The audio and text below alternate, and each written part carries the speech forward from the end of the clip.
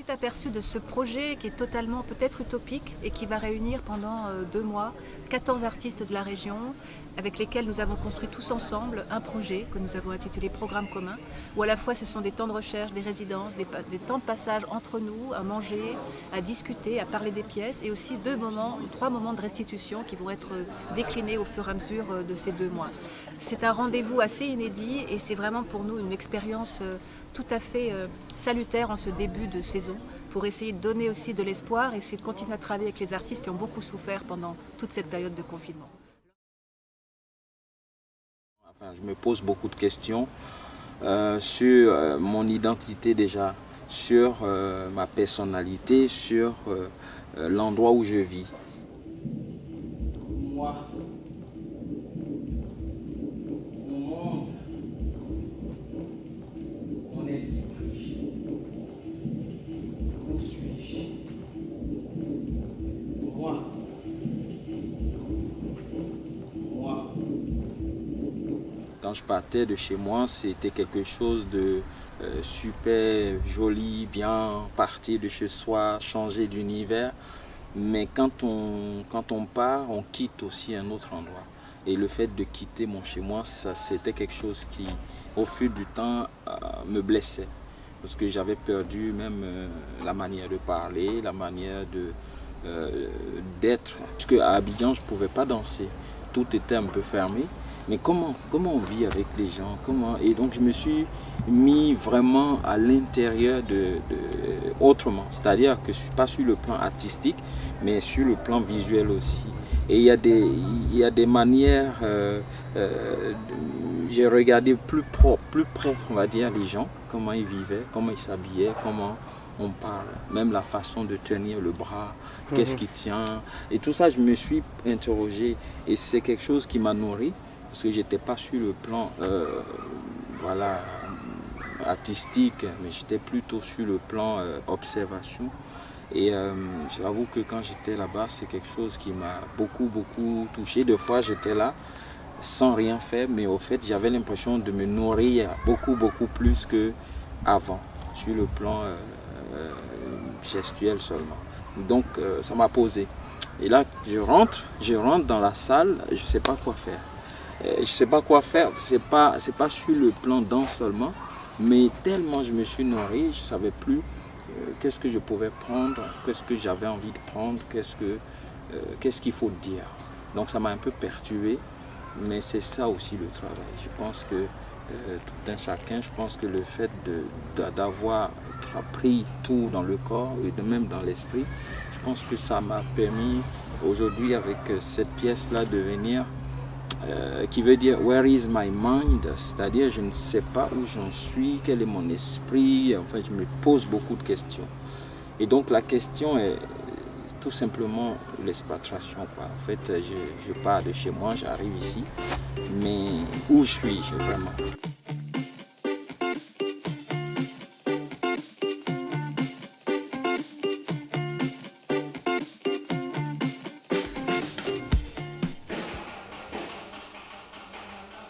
Ma come farò io a ritrovarmi nell'accento sul 4? Vuol dire che anch'io avrò tutto il frasato a memoria, con l'appuntamento a 4. Je reviens après un certain moment à la scène en tant qu'interprète et pour cette étape j'ai décidé de me questionner, de regarder un peu et le passé en tant que chorégraphe, mais aussi moi en tant que personne, où j'en suis et de quoi j'avais envie de réagir dans la création. Et du coup j'ai un peu touché quelque chose de très important dans ma vie qui est le rapport avec mon père. Mon père, un artiste, qui m'a amené à la répulsion de l'art et en même temps à l'envie d'en faire partie. Et c'est pour ça que le sujet du complexe de Édipe en parallèle avec le complexe de Télémaque, ces deux personnalités qui sont à la fois à l'opposé, et aussi l'identité d'être rattaché à quelqu'un ou à quelque chose. Et c'est pour ça l'affiliation. Et en fait, en latin, on définissait l'affiliation comme l'adoption. Adopter quelqu'un, faire partie de quelqu'un. Du coup, pas forcément d'un fils biologique, mais comme quelqu'un qui doit rentrer dans la vie d'un père ou d'un autre. En fait, dans la psychologie, on parle très souvent d'un autre.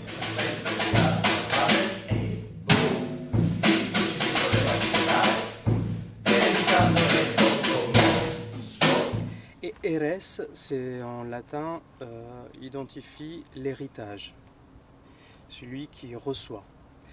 Et en fait, très souvent, on a cette image de l'héritage matériel, mais c'est aussi tout ce qu'on porte de nos racines, de nos passés, ce qu'on a envie aussi de garder, et parfois ce qu'on a envie de s'éloigner, de rejeter.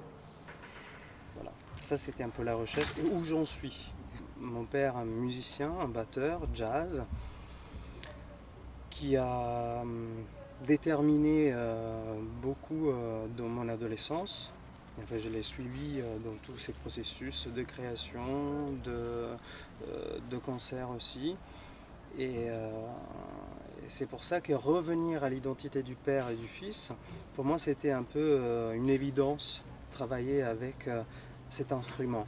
Au début, et j'en suis encore au début, je me suis dit, est-ce que mettre sur scène l'instrument ou aller chercher le rythme ailleurs? Et à la fois, je me suis énormément questionné à être tout seul pour en discuter de ça et traverser le sujet, ou être quand même entouré d'autres interprètes, musiciens, batteurs. Et aujourd'hui, je sais, j'en suis certain, de faire partie de cette aventure avec deux batteurs, notamment une femme, Anne Passeo, qui est dans un univers complètement jazz, et Dario De Filippo, qui lui vient de la musique du monde, et plutôt dans la percussion.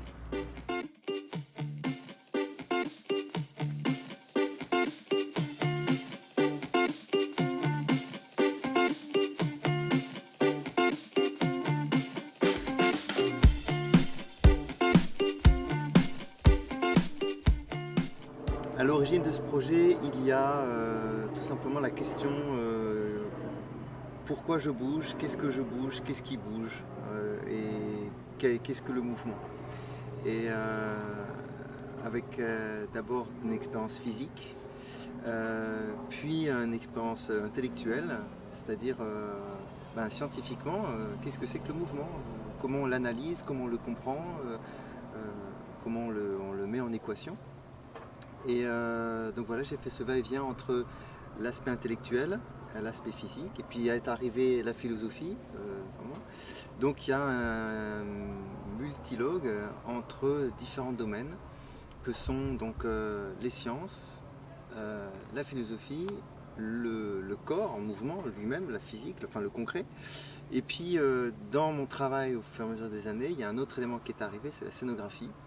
Parce que de tous ces éléments de texte et de mouvement, il y avait c'est surtout le texte, il y avait des mots, des sujets qui étaient, qui étaient un peu partout. Et donc j'ai commencé à faire des liens et est arrivée la scénographie. Donc maintenant c'est un projet très complexe où il y a du mouvement, du texte, la parole et de la scénographie.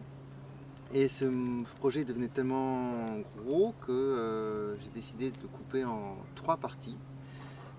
Une partie spectacle ou performance scénique, une partie livre, écriture de texte, et une partie action pédagogique. Je dis action pédagogique, c'est plus simple, mais je préférerais parler de projet envers les amateurs. Voilà. Et donc chacun de ces projets a le point commun, le rapport entre art et science, et sur une autre manière d'aborder et l'art et la science. Alors j'ai pensé à Galilée, c'est au XVIIe siècle.